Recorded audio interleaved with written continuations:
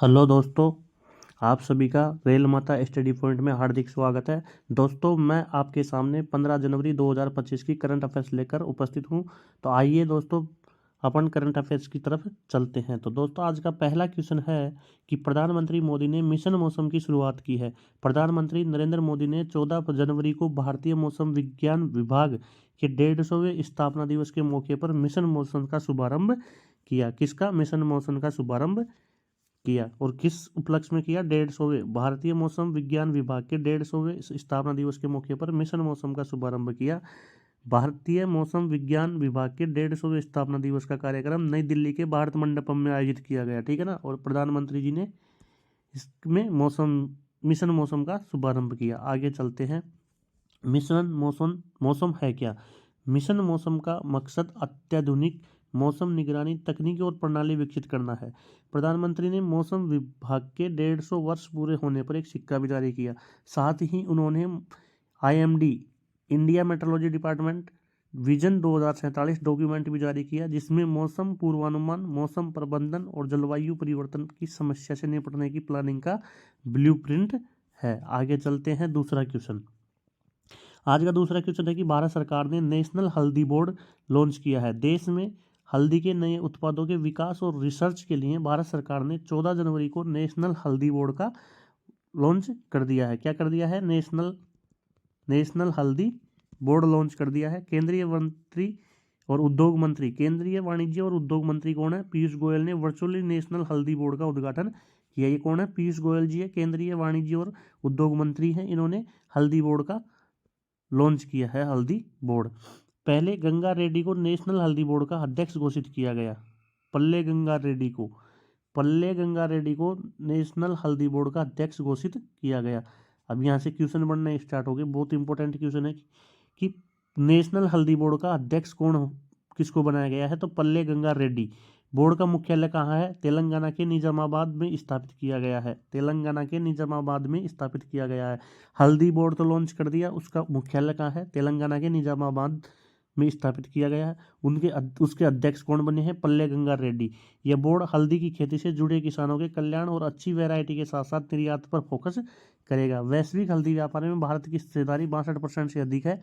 साल 2023-24 के दौरान $226.5 मिलियन मूल्य की 1.62 लाख टन हल्दी और हल्दी उत्पादों का निर्यात किया है। ठीक है दोस्तों, अध्यक्ष कौन बने? पल्ले गंगा रेड्डी और बोर्ड का मुख्यालय तेलंगाना। और हल्दी बोर्ड का लॉन्च कर दिया है। किसने किया है? पीयूष गोयल, वाणिज्य और उद्योग मंत्री है। ठीक है दोस्तों, आगे चलते हैं। आज का तीसरा क्वेश्चन है कि भारतीय सेना में शामिल होगी 3rd जनरेशन की नाग मिसाइल। कौन सी 3rd जनरेशन की नाग मिसाइल भारतीय सेना में शामिल होगी? भारत ने 14 जनवरी को अपनी तीसरी पीढ़ी की स्वदेशी एंटी टैंक गाइडेड मिसाइल नाग का सफल परीक्षण कर लिया है। एंटी टैंक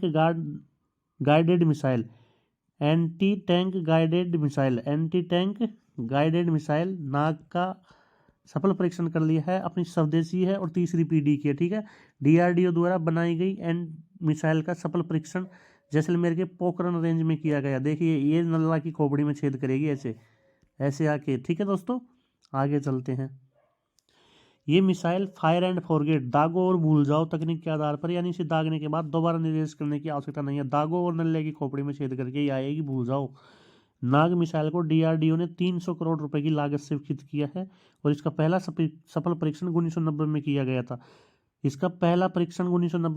था। लेकिन ये 3rd जनरेशन की है। कौन सी जनरेशन की है? 3rd जनरेशन की है, स्वदेशी है। ठीक है, रक्षा मंत्रालय के अनुसार अब यह मिसाइल भारतीय सेना में शामिल होने के लिए पूरी तरह से तैयार है। यह मिसाइल 230 मीटर प्रति सेकंड की रफ्तार से अपने लक्ष्य को भेद सकती है। 230 मीटर 1 सेकंड में जाती है ये। ठीक है ना, नाग मिसाइल है, 3rd जनरेशन की है और इसका जैसलमेर के पोखरण में इसका टेस्टिंग कर लिया है। DRDO ने इसको बनाया है। ठीक है दोस्तों, आगे चलते हैं। आज का चौथा क्वेश्चन है कि उड़ीसा में आयुष्मान जन आरोग्य योजना लागू हो गई है। उड़ीसा में आयुष्मान भारत प्रधानमंत्री जन आरोग्य योजना लागू करने वाला 34वां राज्य या केंद्र शासित प्रदेश बन गया है। कौन सा 34वां राज्य या केंद्र शासित प्रदेश बन गया है? 34वां राज्य या केंद्र शासित प्रदेश बन गया है। उड़ीसा में भी बीजेपी की सरकार आ गई है। बीजेपी की सरकार आते ही क्या हो गई? वहाँ पे आयुष्मान जन आरोग्य योजना की घोषणा होगी। ये अपने कौन है? जेपी नड्डा जी। 13 जनवरी को जेपी नड्डा की मौजूदगी में ओडिशा सरकार ने केंद्र के साथ समझौता ज्ञापन पर हस्ताक्षर कर दिए गए हैं। ठीक है दोस्तों, आयुष्मान भारत, आयुष्मान जन आरोग्य योजना के लिए। आगे चलते हैं। अब केवल दिल्ली और पश्चिम बंगाल में प्रधानमंत्री जन आरोग्य योजना लागू नहीं है। दिल्ली में क्यों नहीं है? दिल्ली में क्योंकि केजरीवाल की सरकार है, और पश्चिम बंगाल में क्यों नहीं है? क्योंकि ममता दीदी की सरकार है, इसलिए वहाँ नहीं है। भारत प्रधानमंत्री जन आरोग्य योजना भारत सरकार की एक प्रमुख स्वास्थ्य योजना है, जिसे सितंबर 2018 में शुरू किया गया था। जन आरोग्य योजना कब लॉन्च की गई थी? 2018 में शुरू की गई थी। प्रधानमंत्री पीएम जन आरोग्य योजना 2018 में शुरू की गई थी, और ये 2 राज्यों में नहीं लागू नहीं है। 34 राज्य हैं केंद्र शासित प्रदेशों में लागू होगी, 34वां उड़ीसा बना है। ठीक है दोस्तों, दिल्ली में और पश्चिम बंगाल में लागू नहीं है। इसमें प्रत्येक पात्र परिवार को हर साल 5 लाख रुपए तक का स्वास्थ्य बीमा प्रदान किया जाता है। हर साल 5 लाख का बीमा प्रदान किया जाता है। ये योजना राष्ट्रीय स्वास्थ्य प्राधिकरण NHA द्वारा संचालित है। ये योजना सार्वभौमिक स्वास्थ्य कवरेज, यूनिवर्सल हेल्थ कवरेज की दिशा में एक महत्वपूर्ण कदम है। ठीक है दोस्तों, कौन संचालित करता है जन आरोग्य योजना को? प्रधानमंत्री जन आरोग्य योजना को नेशनल हेल्थ अथॉरिटी, राष्ट्रीय स्वास्थ्य प्राधिकरण। ठीक है दोस्तों, आगे चलते हैं। आज का 5वां क्वेश्चन। सिंगापुर के राष्ट्रपति थर्मन शनमुगारत्नम 5 दिन की भारत यात्रा में पहुंचे हैं। सिंगापुर के राष्ट्रपति कौन है? थर्मन शनमुगारत्नम। ये थर्मस का जैसा ही लग रहा है भैया, रसगुल्ला तो कैसा लग रहा है? सॉरी, थर्मन शनमुगारत्नम। ठीक है ना, 5 दिन की यात्रा पर आया है। सिंगापुर के राष्ट्रपति थर्मन शनमुगारत्नम 14 जनवरी से भारत की राजकीय यात्रा पर आ रहे हैं। शनमुगारत्नम का यह दौरा भारत और सिंगापुर के बीच कूटनीतिक संबंधों के 60 साल पूरा होने के अवसर पर हो रहे हैं। भारत और सिंगापुर के बीच में कितने साल की कूटनीतिक पूरी होगी? इंडिया और सिंगापुर में सिम्बैक्स एक अभ्यास भी होता है, युद्ध अभ्यास भी। ठीक है ना, तो ये कौन आ रहे हैं? थर्मन शनमुगारत्नम। और कितने साल हो गए अपने रिश्ते को? 60 साल। भारत सिंगापुर के रिश्ते को 60 साल पूरे हो गए हैं। आगे चलते हैं। इस दौरान उनके साथ मंत्रियों, संसद सदस्यों, अधिकारियों सहित कुछ स्तरीय प्रतिनिधिमंडल भी है। सिंगापुर के राष्ट्रपति के रूप में थर्मन शनमुगारत्नम की पहली भारत यात्रा होगी। यात्रा के दौरान एनर्जी, इंडस्ट्रियल पार्क और स्किल डेवलपमेंट जैसे नॉन ट्रेडिशनल सेक्टर पर चर्चा होगी। इससे पहले प्रधानमंत्री मोदी ने सितंबर 2024 में सिंगापुर की यात्रा की थी, और इस दौरान सिंगापुर के राष्ट्रपति को थर्मन शनमुगारत्नम से मुलाकात की थी। आगे चलते हैं। आज का 6वां क्वेश्चन है कि भारत की नवीनीकरणीय ऊर्जा की कुल स्थापित क्षमता बढ़कर 209.44 गीगावाट से अधिक हो गई है। भारत की नवीनीकरणीय ऊर्जा की कुल स्थापित क्षमता दिसंबर 2024 तक बढ़कर 209.44 गीगावाट तक पहुंच गई है, जो दिसंबर 2023 में 180.80 गीगावाट थी। नवीनीकरणीय ऊर्जा जो सोलर पैनल से, पवन शक्ति से इनसे आती है, उसे नवीनीकरणीय ऊर्जा कहते हैं। और ये कितनी बढ़कर हो गई है 2023 तक? 209.44 गीगावाट GW। ठीक है, नवीन और नवीनीकरणीय ऊर्जा मंत्रालय 13 जनवरी को इसकी जानकारी दी है। आगे चलते हैं। साल 2024 के दौरान जोड़ी गई कुल क्षमता 28.64 गीगावाट रही। कितनी?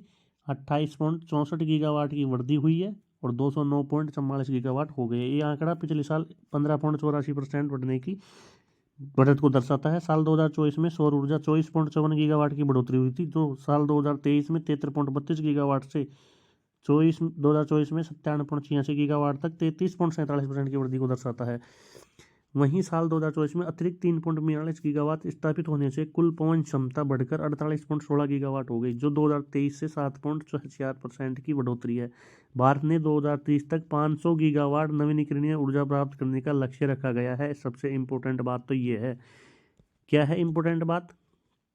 कि भारत ने 2030 तक कितनी नवीनीकरणीय ऊर्जा को लक्ष्य हासिल प्राप्त करने के लिए रखा गया है?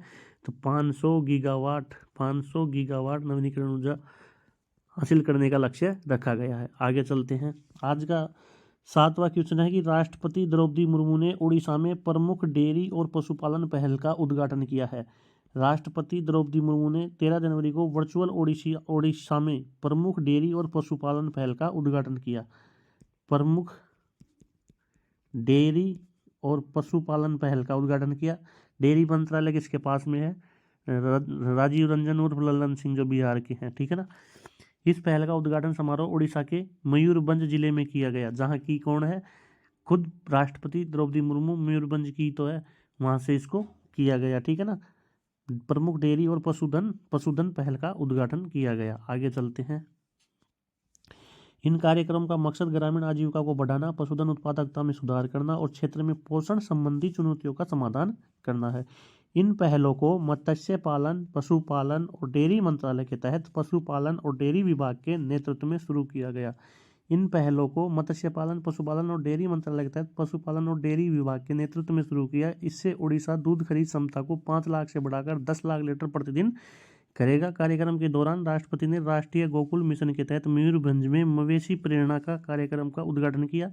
इस पहल में उड़ीसा के मयूरभंज जिले में चिन्हित लाभार्थियों को 3000 हाई जेनेटिक मेरिट वाले मवेशियों का डिस्ट्रीब्यूट शामिल है। आगे चलते हैं।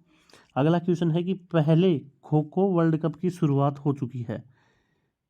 पहला खो खो वर्ल्ड कप की शुरुआत हो चुकी है। 13 जनवरी को राष्ट्रीय राजधानी नई दिल्ली के इंदिरा गांधी स्टेडियम में पहले खो खो विश्व कप की शुरुआत हो गई है। उपराष्ट्रपति जगदीप धनखड़ ने मशाल जलाकर टूर्नामेंट की स्थापना की, शुरुआत की गई। कहाँ हुई है? राष्ट्रीय राजधानी नई दिल्ली में पहला खो खो वर्ल्ड कप की इस शुरुआत हो चुकी है। पहला खो खो वर्ल्ड कप भारत में हो रहा है, ठीक है ना। कहाँ हो रहा है? नई दिल्ली में हो रहा है। भारत ने पहले खो खो विश्व कप के पहले मुकाबले में नेपाल को 42.37 से हराया, 42-37 से हराया। ये विश्व कप भारतीय खेल प्राधिकरण के तहत आयोजित किया जा रहा है।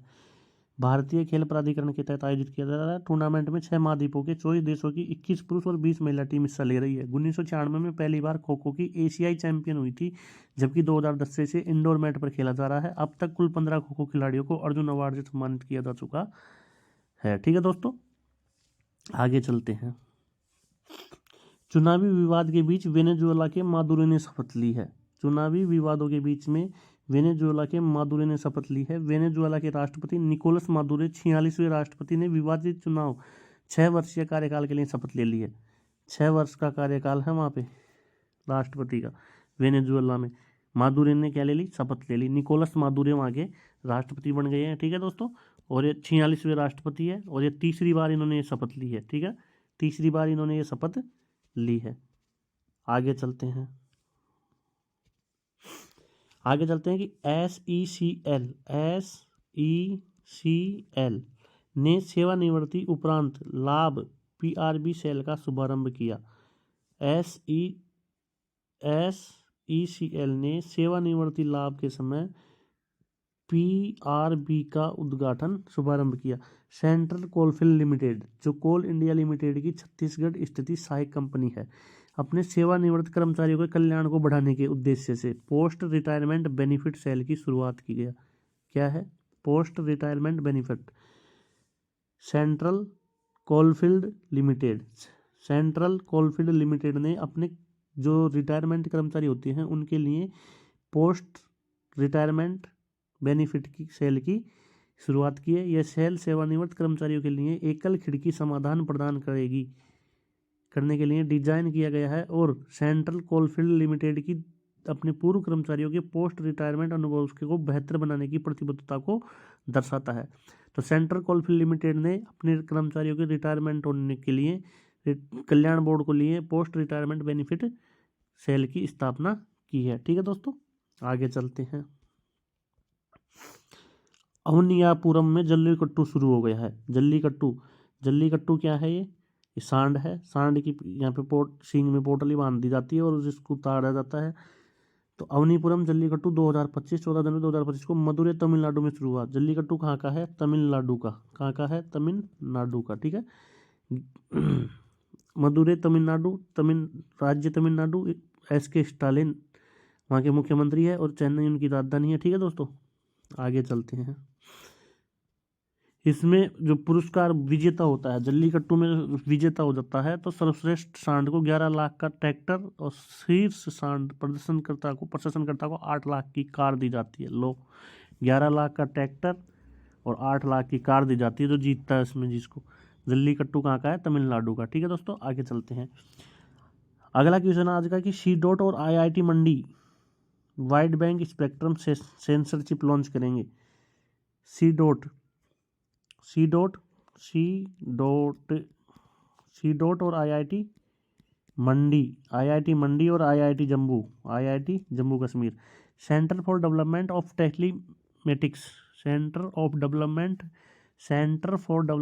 टेलीमेटिक्स सी डॉट ने आईआईटी मंडी और आईआईटी जम्मू के साथ मिलकर अत्याधुनिक टेलीकम्युनिकेशन तकनीक के विकास के एक महत्वपूर्ण कदम उठाया है। कौन कौन सी?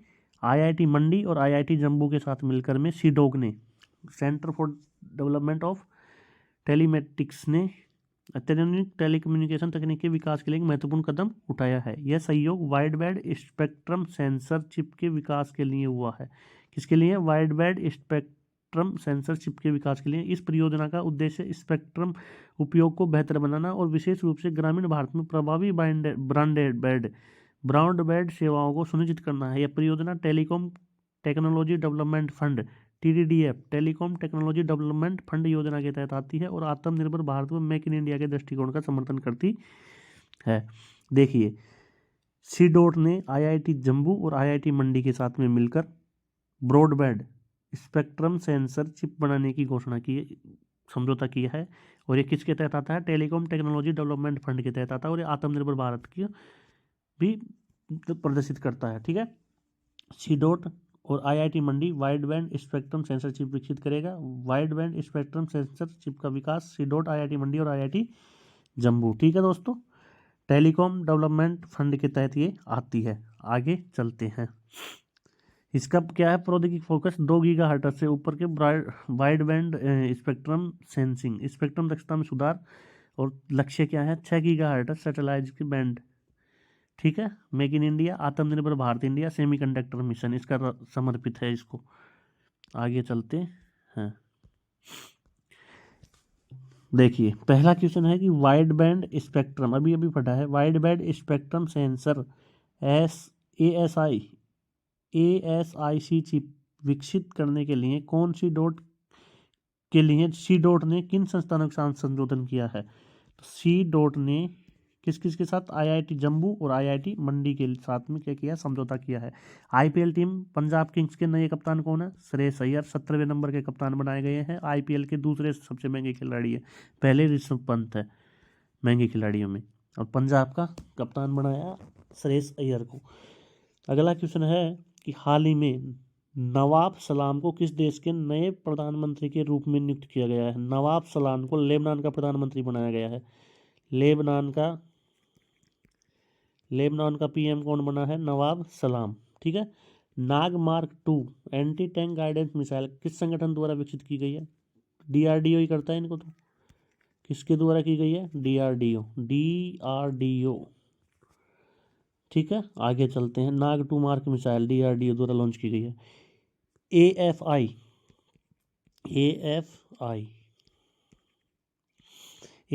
के नवगठित एथलीट आयोग के अध्यक्ष के रूप में किसे नियुक्त किया गया है? Anju Bobby George.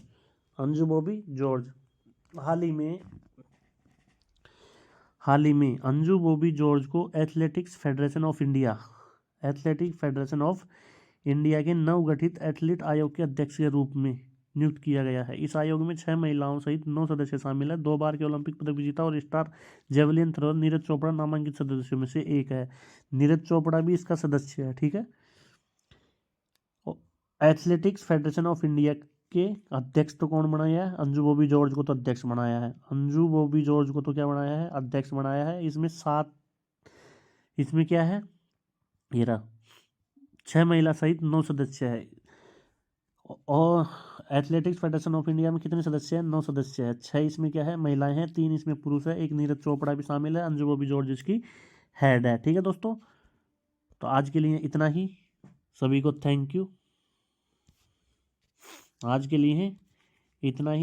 Thank you. Good morning. फिर से लव यू और हैव ए नाइस डे। आपका दिन शुभ हो, मंगलमय हो। आपको बहुत सारा थैंक यू, ढेर सारा प्यार। ज़्यादा से ज़्यादा सब्सक्राइब कीजिए, क्लास को ज़्यादा से ज़्यादा शेयर कीजिए, सब्सक्राइब कीजिए और सभी लोग देखिए दोस्तों, आप लाइक करोगे, आप सब्सक्राइब करोगे और आप शेयर करोगे तो हमें इसका फ़ायदा मिलेगा, मतलब हमें ऊर्जा आएगी कि हम अच्छा करें, कि लोग हमें पसंद कर रहे हैं। ठीक है दोस्तों, तो थैंक यू सभी को, राम राम।